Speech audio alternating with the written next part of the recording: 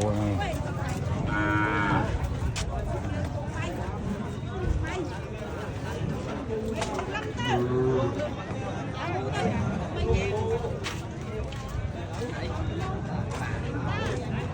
Đấy, ai muốn cho một lời đi nào.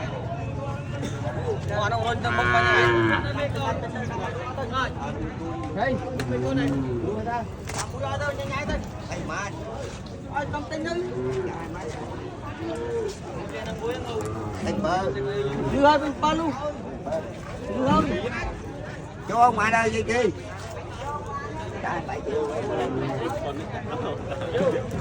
Đưa con đây thôi. Để tập tan đi thôi. Tập tan.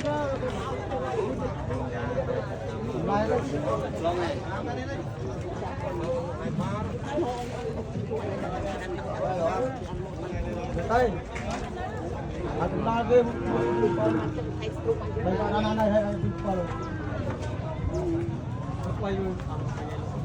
Lâu.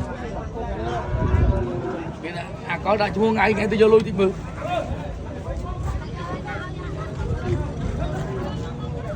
Dạ Nam kiếm á.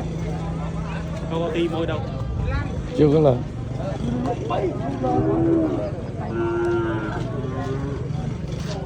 Trâu này.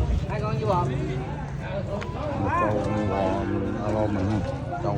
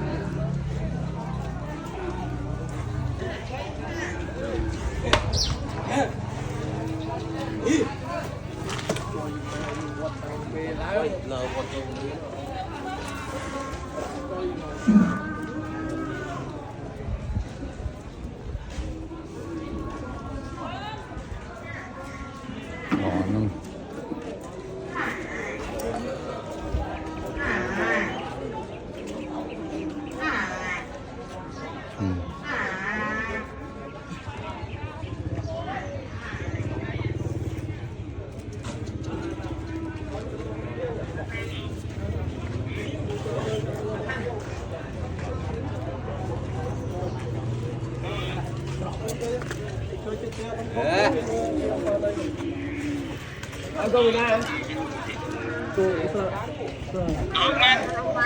Họ cũng vui.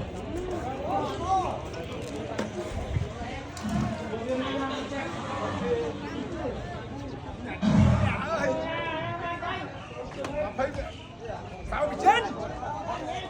À cha chứ. Đi nè đừng đấy. Hả?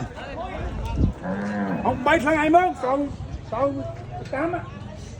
Bọn nó mình cháu còn nha, nó nói về lô mình.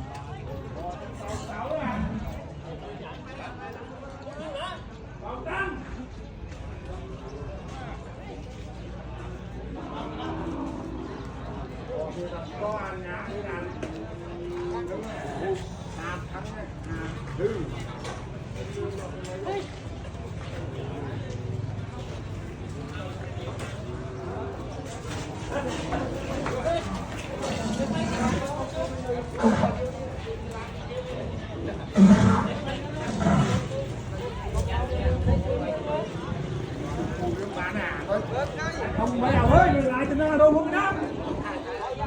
Nhà lại nào.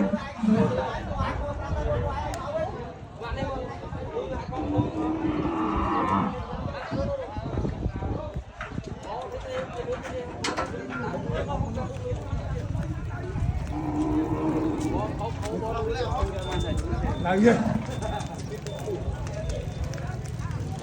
À bên mà club ấy mà tình cô cái bán một lúc không?